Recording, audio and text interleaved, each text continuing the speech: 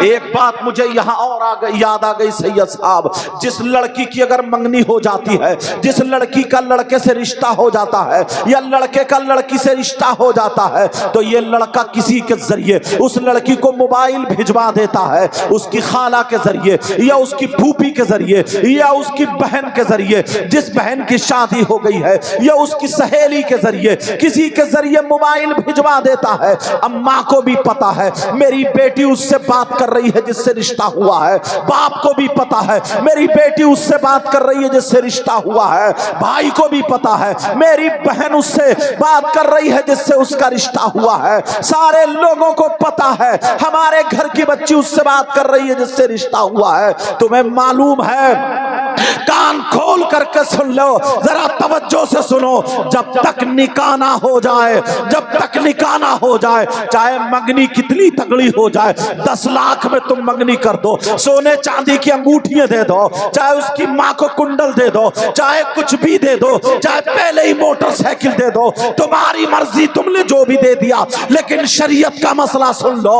مسئلہ یہ ہے جب تک اس لڑکی کا اس سے نکاح نہ ہو جائے، وہ اس کے لیے غیر محرم ہے، اس سے بات کرنا جائز نہیں ہے، اس کی شاپنگ کرانا جائز نہیں ہے، اسے مارکیٹوں میں لے کے گھومنا جائز نہیں ہے۔ اب پتا چل گیا کہ وہ جس سے رشتہ ہوا ہے وہ لڑکی وہاں جا رہی ہے، اگر شادی دونوں کے رشتہ دار ایک ہی ہیں، اگر شادی ہو رہی ہے تو لڑکی بھی وہی پہنچ رہی ہے، لڑکا بھی وہی پہنچ رہا ہے، آپس میں باتیں ہو رہی ہے، اور اس ماں کو پتا ہے اس کی بیٹی زینے کی آڑ میں کھڑے ہو کے باتیں کر رہی ہے، اس کے باپ کو پتا ہے اس کی بیٹی زینے کے آڑ میں کھڑے ہو کے بات کر رہی ہے۔ پوچھا لڑکی کہاں ہے؟ بات کرتے کرتے کمرے میں پہنچ گئی، پوچھا لڑکی کہاں ہے؟ کہا کمرے میں ہے۔ کہا کس سے بات کر رہی؟ کہا اسی سے بات کر رہی ہے۔ کوئی بھی برا نہیں مانتا، مگر سنو، حرام ہے، حرام ہے، حرام ہے۔ 50 لڑکیاں ڈپریشن کا شکار ہو گئی ہے، 50 لڑکیاں ڈپریشن میں چلی گئی ہیں،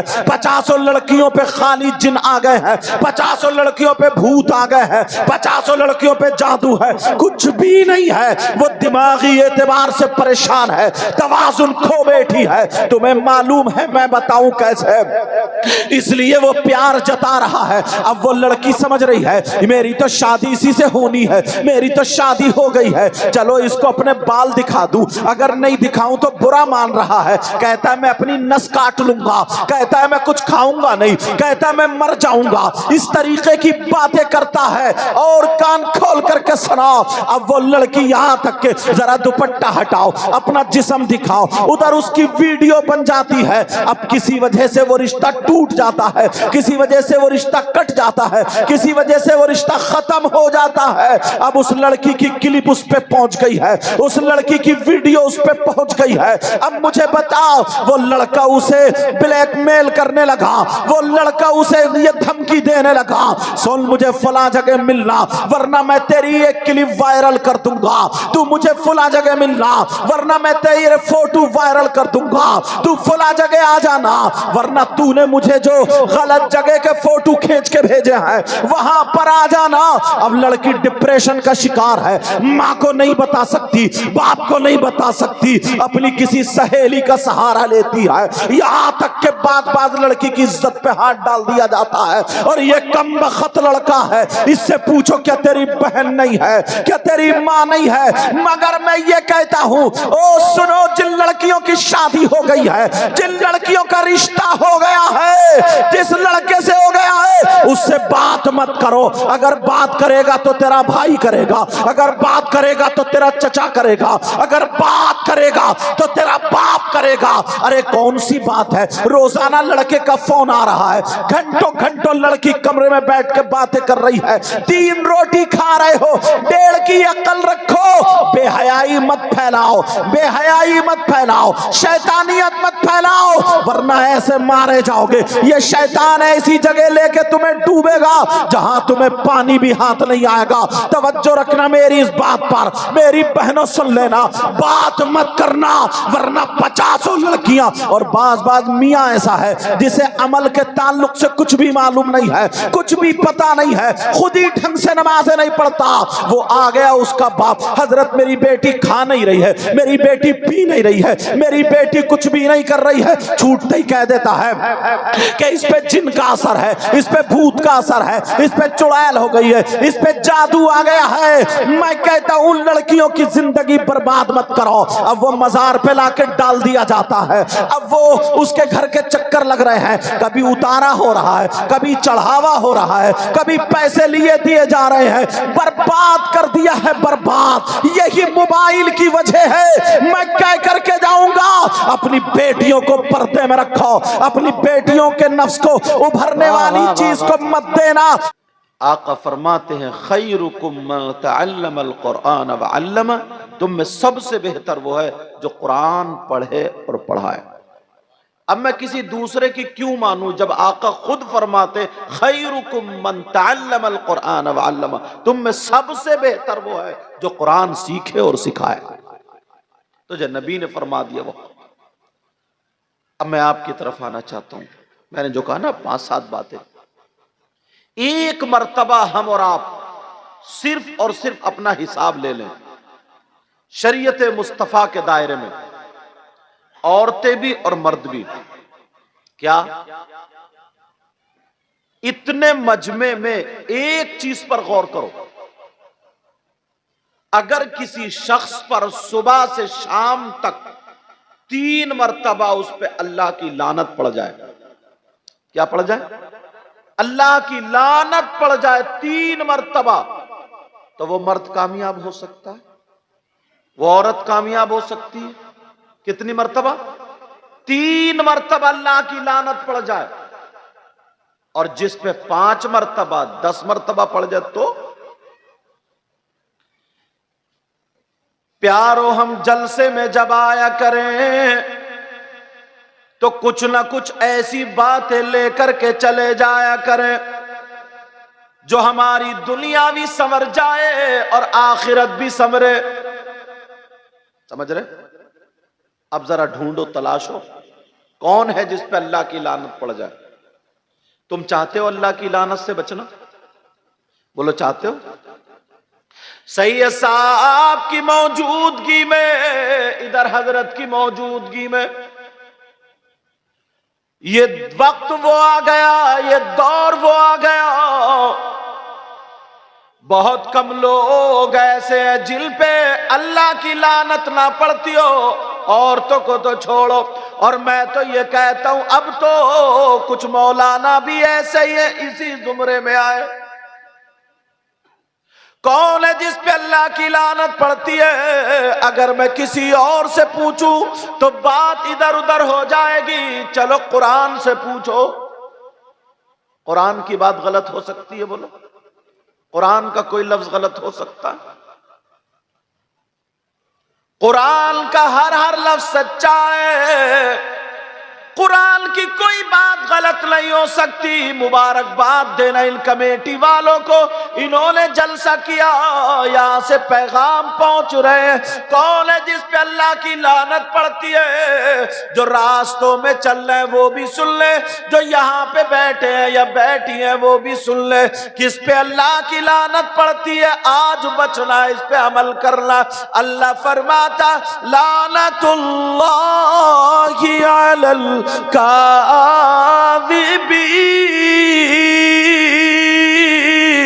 اللہ فرماتا جھوٹوں پر اللہ کی لعنت ہے۔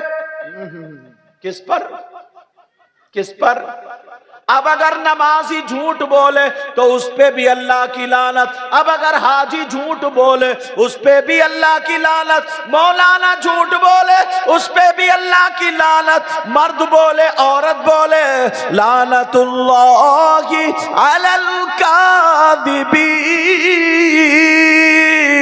جھوٹوں پر اللہ کی لعنت۔ اب غور کریو، آج صبح سے تم لوگ کتنی مرتبہ جھوٹ بولے؟ کہاں ڈالو گے اس لعنت کو؟ کبھی سوچا اپنے بارے میں؟ ایک نعرہ لگایا، اب تو یہ سوچتے ہو ہم جنت کے دروازے پہ کھڑے ہیں۔ بڑی محنتیں کری ہیں، بڑی محنتیں کی گئی۔ اور یہ جو موبائل ہے نا، موبائل، اس نے تو بڑے بڑے مقرروں کو، بڑے بڑے شاعروں کو پھانس لیا. کہاں پہنچے حضرت؟ ہے کہیں تو بتاتا کہیں ہے، یہ بھی جھوٹ ہے. اگر اس کو صحیح استعمال کرو گے تو اچھا ہے، غلط استعمال کرو گے تو برباد کر دیتا. یہ کبھی سوچا تم نے اپنے اوپر غور کیا؟ اللہ فرماتا جھوٹوں پر اللہ کی لعنت. ایک مرتبہ ذرا شیشے میں جا کر کے اپنا چہرہ دیکھنا.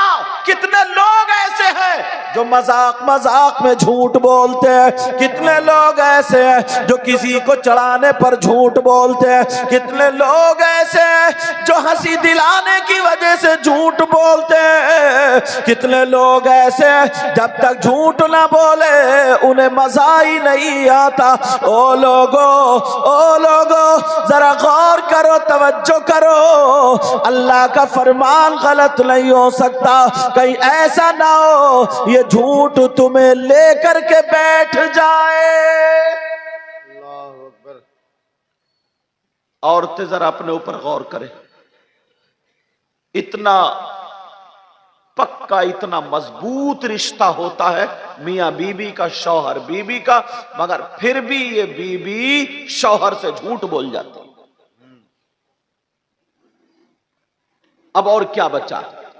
اتنا مضبوط رشتہ ہوتا ہے بیٹی کا اور ماں کا، پھر بھی بیٹی اپنی ماں سے جھوٹ بول جاتی. اتنا مضبوط رشتہ ہوتا ہے اولاد کا اور باپ کا، مگر پھر بھی اولاد اپنے باپ سے جھوٹ بول جاتی. شاگرد اپنے استاد سے جھوٹ بول جاتا، مرید اپنے پیر سے جھوٹ بول جاتا. اتنی یہ بلا عام ہو گئی ہے، عام ہو گئی ہے، عام کہ مت پوچھو. اس پہ گرفت کرنی پڑے گی، روکنا پڑے گا زبان کو. اسی لیے تو نبی نے پہلے معلوم ہے جب بزرگوں کے پاس جاتے، ان کے ابا حضور سے پوچھتے اب تو پتہ چلتا. پہلے معلوم ہے بزرگوں کے پاس جاتے تھے تو سب سے پہلے یہی ہدایت ہوتی، کم بولو، کم بولو، سچ بولو، اچھا بولو، کم کھاؤ، حلال کھاؤ. سب سے پہلے یہی بولی ہوتی تھی. یہی آج تو کوئی بھی صوفی بن جائے، آج تو کوئی بھی میاں بن جائے، آج تو کوئی بھی کچھ، معلوم ہے سب سے پہلے سیڑھی کیا ہے؟ اس پہ چڑھنے کے لیے تخت پہ چڑھے، پھر یہاں آئے، پھر کرسی بیٹھ. سب سے پہلی سیڑھی کا پتہ ہے آپ کو؟ تصوف پہ جب قدم رکھیں گے 5 دروازے بند کرنا پڑیں گے جہاں سے دل خراب ہوتا ہے. 5 دروازے. تم نے بڑے پیر صاحب کی وہ ان کی ماں کی، ان کے ابا کی کرامت تم نے سنی ہوگی نا، کہ ان کے ابا نے جو سیب کھا لیا تھا، پھر معافی کے لیے گئے تھے تو انہوں نے کہا تھا، بات آگے بڑھتی گئی، کہا تھا میری ایک بیٹی ہے جو کانوں سے بیکار ہے، جو آنکھوں سے بیکار ہے، جو زبان سے بیکار ہے، ہاتھوں سے بیکار ہے، پاؤں سے بیکار ہے، اس سے شادی کرنی پڑے گی. تو مطلب یہ نہیں تھا آنکھوں سے بیکار کا انہیں دکھائی نہیں دیتا تھا، ہاتھوں سے بیکار ان کے ہاتھوں میں طاقت نہیں تھی، پاؤں سے بیکار چلا نہیں جاتا تھا، کانوں سے بیکار سنا نہیں جاتا تھا، زبان سے بیکار، منہ سے بیکار بولا نہیں، بلکہ مطلب یہی تھا. ہاتھوں سے بیکار ہونے کا مطلب یہ تھا کہ شریعت کے خلاف کبھی ہاتھ نہیں اٹھا. کانوں کے بیکار ہونے کا مطلب یہ ہے کہ شریعت کے خلاف کبھی کان استعمال نہیں ہوئے. آنکھوں کا مطلب یہ تھا کہ شریعت کے خلاف کبھی آنکھ استعمال نہیں ہوئی، شریعت کے خلاف کبھی زبان استعمال نہیں ہوئی، شریعت کے خلاف کبھی پاؤں استعمال نہیں ہوئے. جب باپ ایسا ہو، ایک سیب کے لیے 10 مہینے اور زیادہ، درجنوں مہینے اپنی زندگی اس کی معافی کے لیے وقف کر دے. جب ماں ایسی ہو جس کے ہاتھ پاؤں کبھی شریعت کے خلاف نہ اٹھے، تبھی تو بیٹا بڑے پیر غوث پاک عبد القادر جیلانی. سبحان اللہ، سبحان اللہ، زندہ باد، زندہ باد. اور ادھر باپ کا عالم کیا ہے؟ جس کا لے لیا اس کا دیے ہی نہیں، پتہ ہی نہیں لقمہ کہاں سے آ رہا. اماں کا عالم یہ ہے، عبادت تو چھوڑو، جھوٹ بولنے پہ آ جائے تو منہ سے بدبو آتی ہے. اور بعض کوئی ایک نیک کام کر دیا نا، اس کو اتنا پھیلائے گی یا پھیلائے گا کہ میں پچھلے سال حج کو گیا تھا یا پچھلے سال عمرے کو گیا تھا، میں نے پچھلے سال یہ کام کیا تھا، پچھلے سال میں نے اتنا بڑا جلسہ کیا تھا، ایسا کیا تھا، ویسا کیا تھا، یوں کیا تھا، وہ جو گناہ کر رہے ہو وہ کہاں گئے؟ اللہ فرماتا لعنت اللہ علی الکاذبین، جھوٹوں پر اللہ کی لعنت۔ او لوگو، اگر تم اللہ کی لعنت سے بچنا چاہتے ہو تو آج سے جھوٹ نہیں بولو گے۔ کیا پیغام ہے، واہ واہ واہ واہ، سبحان اللہ۔ بولو اس بات پہ عمل کرو گے؟ انشاءاللہ۔ بولو عمل کرو گے؟ ہاں یا نہ بولو، عمل کرو گے؟ بولو انشاءاللہ، بولو انشاءاللہ۔ دوسری بات اور اٹھو، دوسری بات اور لے لو، اٹھاؤ تاکہ پتہ چلے ہمارے اندر ہمارے معاملات کیا ہیں، ہمارے حالات کیا ہیں۔ یار پوری دنیا کی بات غلط ہو سکتی ہے لیکن اللہ کا کلام غلط نہیں ہو سکتا۔ توجہ رکھے ایک بات پر، میرے نبی نے ارشاد فرمایا صحابہ کرام کے درمیان، بات نہیں بیٹا، صحابہ کرام کے درمیان نبی نے ارشاد فرمایا تھا کہ جہنم میں کچھ لوگ ایسے ہوں گے، کیسے؟ جن کی شرمگاہ سڑ رہی ہوگی، جن کی شرمگاہ میں پیپ پڑ جائے گی، ان کے پیٹ مٹکے کی طرح ہو جائیں گے، انہیں پیشاب لگے گا، نہیں اترے گا، چیخے ماریں گے۔ اور برابر میں کچھ جہنمی لوگ ایسے ہوں گے جن کے ناخون یہ 3 اور 4 انچ کے ہوں گے اور تانبے کے ہوں گے، تانبے کے، جہنم کی آگ سے تپا دیے جائیں گے۔ وہ آدھے چہرے سے گردن آدھے سینے تک ایسے نوچ رہے ہوں گے، کھینچ رہے ہوں گے اور ہائے اللہ تش، ہائے اللہ تش، ہائے اللہ تش، ہمیں کچھ پلایا جائے، پلایا جائے، تڑپ رہے ہوں گے پیاس کے مارے، اور ان کی زبانیں نکل رہی ہوں گی یہاں تک کہ گلے کو آدھے سینے تک چھیل رہے ہوں گے، ہمیں کچھ پلایا جائے، پلایا جائے، ہماری پیاس بجھا دی جائے۔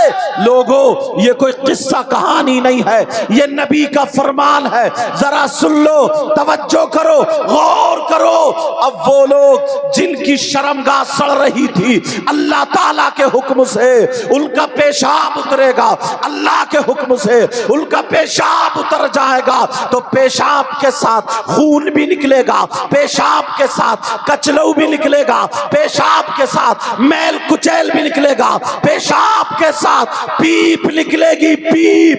اب ذرا غور کرو، میرے نبی بیان کرتے جا رہے صحابہ کرام کے درمیان ان کی شرمگاہ سے پیپ نکلے گی۔ اب وہ پیپ نکل کے ایک گڑے میں جا کر کے جمع ہو جائے گی۔ وہ جو کہہ رہے تھے ہمیں کچھ پلایا جائے، ہمیں پلایا جائے، نبی فرماتے ہیں ان لوگوں کو وہی پیپ پلائی جائے گی، وہی گندا میل پلایا جائے گا، وہی کچلو پلایا جائے گا، جہنم کی آگ سے لپیٹے مارتا ہوا میل۔ اس کی بدبو کے بارے میں نبی فرماتے ہیں سوئی کا ناکا بھگو کر کے ایسے کر کے سوئی دنیا پہ رکھ دو تو اس کی بدبو سے ساری دنیا مر جائے گی، وہ پلایا جائے گا ان جہنمیوں کو۔ صحابہ نے عرض کیا آقا ذرا اتنا بتا دے یہ کون سے جہنمی ہے، یہ کون لوگ ہوں گے؟ نبی رو دیتے ہیں، نبی کی آنکھوں میں آنسو آ جاتے ہیں، میرے نبی رو کر کے فرماتے ہیں یہ میرے ہی امتی ہیں، یہ کلمہ پڑھنے والے ہوں گے، یہ امتی ہے۔ آقا کون سے امتی؟ جن کو پیپ پلائی جائے گی۔ نبی نے فرمایا یہ وہ امتی ہے جو دنیا پہ رہ کر کے شراب پیا کرتے تھے، دنیا پہ رہ کر کے نشہ کیا کرتے تھے، دنیا پہ رہ کر کے یہ شراب نوشی کیا کرتے تھے۔ وہ شراب پینے والوں، بیئر کے نام پر نشہ کرنے والوں، کتنے لڑکے ایسے ہیں جو شادی کے موقع پر شراب پی پی کر کے ناچا کرتے ہیں۔ اب تو حد یہ ہو گئی ہے اگر محرم کا مہینہ آتا ہے تو یہ ڈھول بجانے کی وجہ سے شراب پیا کرتے ہیں، اس کو حسین پاک کی محبت کا نام دے دیا جاتا ہے۔ ارے شرم کرو، ذرا حیا کرو، غیرت کرو۔ قرآن میں خود ہے نشے کی حالت میں تم شراب پی کر کے ڈھول بجا رہے رہے ہو اس کو حسین کی محبت کا دم بھر رہے ہو. اللہ فرماتا ہے یا ایھا الذین آمنوا لا تقربوا الصلاۃ وانتم سکارا. ارے جب تم نشے کی حالت میں ہو تو نماز کے قریب مت جاؤ, نماز پڑھنے مت جاؤ, نماز سے روک دیا. نشے کی حالت میں ہو تو تمہیں چے جائے کے ڈھول بجانا تو ویسے بھی جائز نہیں ہے, مگر تمہیں کون اجازت دے گا؟ ارے ذرا سمجھو, غور کرو مسلمانوں, اپنے آپ کو سدھارو. نبی فرماتے ہیں شراب پینے والوں کو یہ پیپ ان کو پلائی. اللہ اکبر اللہ اکبر. نعرہ تکبیر, نعرہ رسالت, علماء اہل سنت, مسلک اعلیٰ حضرت. تھوڑا سا بدبودار اگر پانی مل جائے تو منہ سکوڑ لیتے, کھانا مل جائے تو کیا ہوتا ہے, وہ پیپ پلائی جائے گی. 15 سال کے لڑکے ہمارے نشے کی طرف جا رہے ہیں. اور نشہ کہاں سے آیا معلوم ہے؟ اس سے کیا بربادی. 18 سال کے لڑکے, 15 سال کے لڑکے, باپ کی کوئی ذمہ داری نہیں, بس چھوڑ دیا باپ نے, آزاد بنا کر کے چھوڑ دیا. اب لڑکیاں نشہ تو نہیں کر رہی ہیں, مگر معلوم ہے لڑکیوں پہ ایک نشہ اور ہے, ان کے ہاتھ میں ہے چھوٹا شیطان. کون ہے چھوٹا شیطان؟ اس کا نام ہے موبائل. سینکڑوں لڑکیوں کی زندگی عزتیں برباد ہیں. تھوڑا تھوڑا ہلکے ایس ایم ایس لکھے جا رہے ہیں, ہلکے چیٹنگ ہو رہی, ہوتے اتنی بات بڑھ جاتی ہے, اتنی بات ویڈیو کال پر آ جاتی ہے. اور ویڈیو کال پہ اب وہ لڑکی ادھر کمرے میں ہے, لڑکا ادھر کمرے میں ہے, اسے خالی الکذب الغالی, یہاں تک کہ خیالی پلاؤ ان کو دکھا رہا ہے, کھلا رہا ہے. ارے تمہارے بال ایسے ہیں جیسے بادل کی کالی گھٹا, تمہاری آنکھیں ایسی جیسے سمندر کی, جنے کیا الٹا سیدھا بک رہا ہے, اور الٹا سیدھا بک کے ذرا بال دکھاؤ. کمرے میں ویڈیو کال پہ اس کے بال دکھا, دوپٹہ ہٹا دیا جاتا ہے. ذرا گردن کے نیچے کا جسم دکھاؤ, وہ بھی دکھا دیا جاتا ہے.